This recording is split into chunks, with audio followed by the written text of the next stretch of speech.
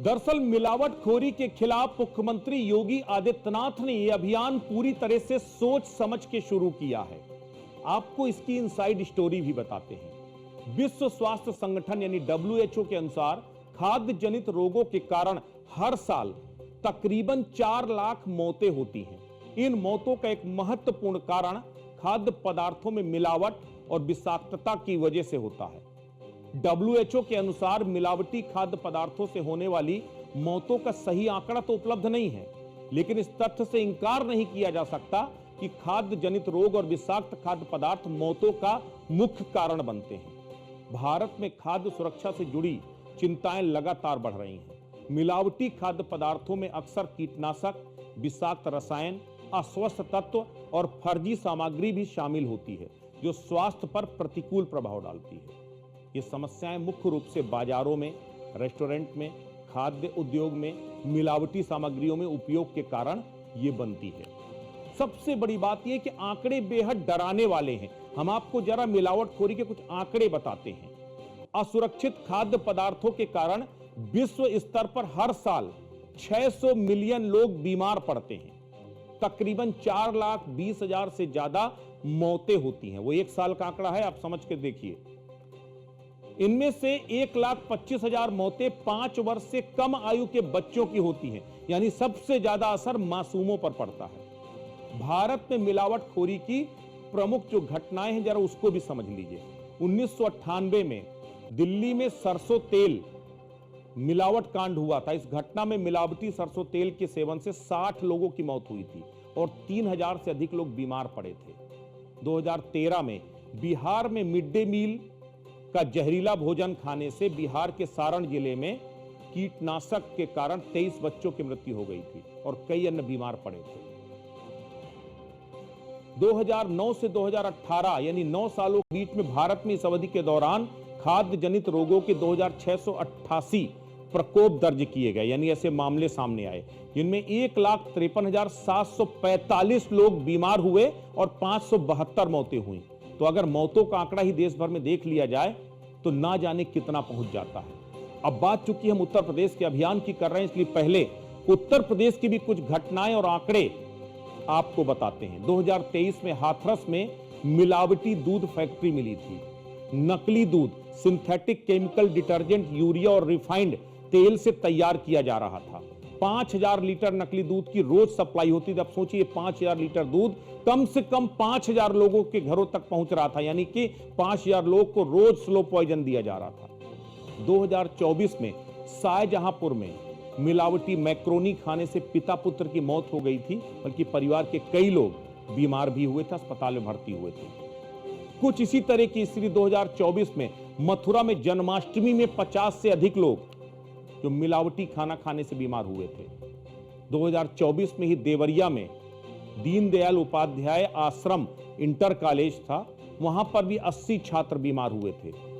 एक की मौत हुई थी, 6 साल का बच्चा था, इसकी मौत हुई थी। 2024 में गोंडा में मिलावटी खाना खाने से पिता और पुत्री की मौत हुई थी। 2024 में सुल्तानपुर में मिलावटी पपीते से 6 साल की एक बच्ची की मौत हुई और कई लोग बीमार हुए थे।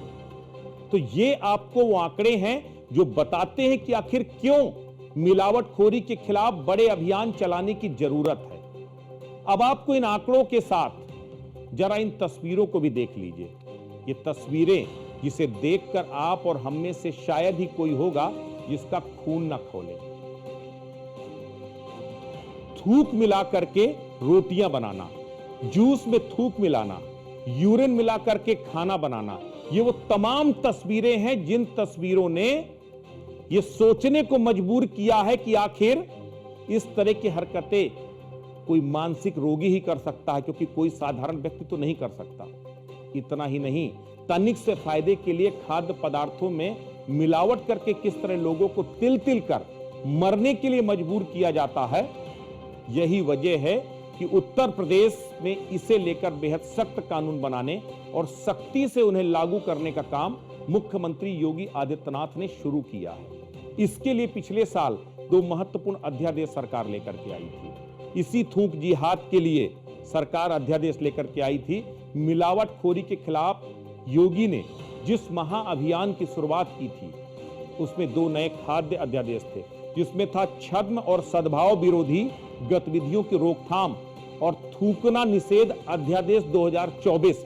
यानी कि इसमें अगर कोई भी इस तरह से थूक जिहाद करता है, थूक करके खाना में डालता है, ये सारी चीजें, तो उसके खिलाफ सख्त कार्रवाई के लिए अध्यादेश लाया गया था।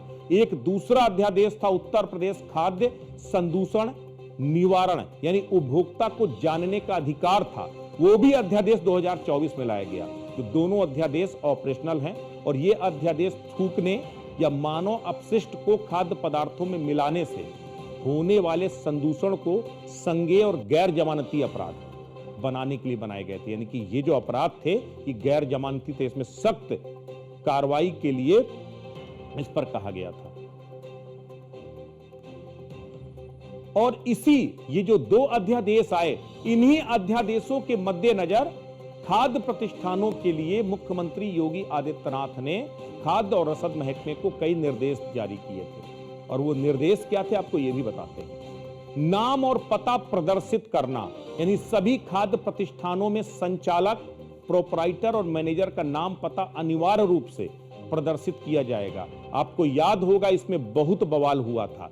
जिस वक्त जो है उत्तर प्रदेश में जो है कांवड़ यात्रा निकल रही थी, उस वक्त योगी आदित्यनाथ ने सारे होटल्स, सारे खाने के जो फल थे, सबको निर्देश दिया था कि आप एक नेम सीट लगाएंगे, अपना नाम, अपना पता, ये सारी चीजें उसके अंदर जो है आप उसमें दर्ज करेंगे। उसके बाद कहा गया कि ये डिस्क्रिमिनेशन करने की जो है पॉलिटिक्स है, तोड़ने की पॉलिटिक्स है, ये जहर की राजनीति है। लेकिन दरअसल इसके पीछे जो तस्वीरें हमने दिखाई थी ना, जो थूक जिहाद जैसी, इस तरह की वो तमाम तस्वीरें इसके पीछे जिम्मेदार थी। इतना ही नहीं, कुछ और निर्देश भी थे। सीसीटीवी कैमरे की हर जगह सीसीटीवी कैमरे इंस्टॉल किए जाएंगे। जो होटल होगा, रेस्टोरेंट होगा या ढाबे होंगे, यहां पर सीसीटीवी कैमरे जरूर लगाए जाएं, ताकि रसोई और डाइनिंग क्षेत्रों की निगरानी आसानी से की जा सके और उसकी रिकॉर्डिंग बाकायदा मौजूद हो, ताकि अगर स्वास्थ्य महकमे की टीमें आती हैं तो उसकी रिकॉर्डिंग देख करके पता लगा सके कि आप साफ स्वच्छता का ध्यान रख रहे हैं कि नहीं, इस तरह की कोई घटनाएं तो नहीं हो रही। उसके बाद स्वास्थ्य मानकों का पालन करना अनिवार्य होगा, जिसमें शेफ और वेटर्स को मास्क और ग्लव्स पहनने होंगे, मैंडेटरी कर दिया गया था, ताकि खाद्य सुरक्षा सुनिश्चित की जा सके। ये एक महत्वपूर्ण इस तरह के जो निर्देश थे वो निर्देश दिए गए थे। इसके साथ कर्मचारियों का सत्यापन भी बेहद जरूरी था। सभी कर्मचारियों का पुलिस वेरिफिकेशन और बैकग्राउंड चेक अनिवार्य होगा। कोई नाम बदल करके, अपनी पहचान बदल करके अगर किसी ढाबे, किसी रेस्टोरेंट, किसी जो है अगर जो होटल में काम कर रहा है तो गैर कानूनी है, इसलिए पुलिस वेरिफिकेशन अनिवार्य किया गया था। कानूनी प्राविधान, खाद्य मिलावट करने वालों के खिलाफ सख्त कानूनी कार्रवाई की जाएगी, जिसमें जुर्माना और जेल की सजा दोनों शामिल हो सकती है। तो ये वो इंस्ट्रक्शंस थे जो बाकायदा दिए गए थे। अब सबसे बड़ी बात यह है कि जिस तरीके से मुख्यमंत्री योगी आदित्यनाथ ने एक एक करके क्रमशः, आप समझिए, पहले कड़े कानून बनाए, कड़े कानून बनाने के बाद उनके इंस्ट्रक्शंस जारी किए। इसके अतिरिक्त भी अब आपको बताते हैं कि उत्तर प्रदेश में मिलावटखोरी को रोकने और दोषियों पर कार्रवाई के लिए केंद्र और राज्य सरकार दोनों ने और भी कई सख्त कानून और प्रावधान लागू किए हैं। ये कानून जनता की सेहत की सुरक्षा और बाजार में खाद्य पदार्थों की गुणवत्ता बनाए रखने के लिए बेहद जरूरी है। अब वो क्या है, जरा वो भी समझिए। खाद्य सुरक्षा और मानक अधिनियम 2006 जो FSSAI एक्ट है, उसमें ये केंद्र सरकार का अधिनियम है और उत्तर प्रदेश में इसे सख्ती के साथ इसका पालन कराया जा रहा है। इसमें धारा 59 है। धारा 59 कहती कि अगर कोई व्यक्ति जानबूझकर ऐसा खाद्य पदार्थ बेचता है जिससे मृत्यु या गंभीर बीमारी हो सकती है, उसे 7 साल से ज्यादा की सजा, आजीवन कारावास की सजा भी उसका प्राविधान किया गया है। इतना ही नहीं, केवल ये जो है 10 लाख रुपए तक का इसमें जुर्माना भी हो सकता है। तो ये बाकायदा FSSAI का अगर उल्लंघन करते हैं। और अब जो भारतीय न्याय संहिता है, जो CRPC से बदल करके BNS की जो धाराएं बनाई गई हैं, उसमें भी मिलावटखोरी से संबंधित कई धाराएं शामिल की गई हैं। उसमें सजा का भी प्रावधान किया गया है। इसी में से एक धारा है 267। धारा 267 कहती है कि खाद्य पदार्थों में मिलावट यदि कोई व्यक्ति किसी खाद्य पदार्थ में मिलावट करता है जिससे वह मनुष्य के उपयोग के लिए हानिकारक हो जाता है तो उसके लिए सजा का प्राविधान है। 6 महीने तक की कैद या जुर्माना या फिर दोनों हो सकता है। धारा 268 कहती है हानिकारक खाद्य पदार्थों का जो विक्रय है, यदि कोई व्यक्ति जानबूझ करके ऐसा खाद्य या पेय पदार्थ बेचता है जो स्वास्थ्य के लिए हानिकारक है तो उसके लिए भी 6 महीने तक की सजा, कैद या जुर्माना इनमें से कुछ भी हो सकता है। धारा 110(2) जी, यदि इससे मृत्यु या गंभीर क्षति हो, अगर मिलावटी खाद्य पदार्थ की वजह से किसी की मृत्यु या गंभीर स्वास्थ्य क्षति होती है तो सजा और अधिक कठोर हो सकती है, जिसमें 7 वर्ष से लेकर आजीवन कारावास तक और 10 लाख रुपए तक का जुर्माना हो सकता है।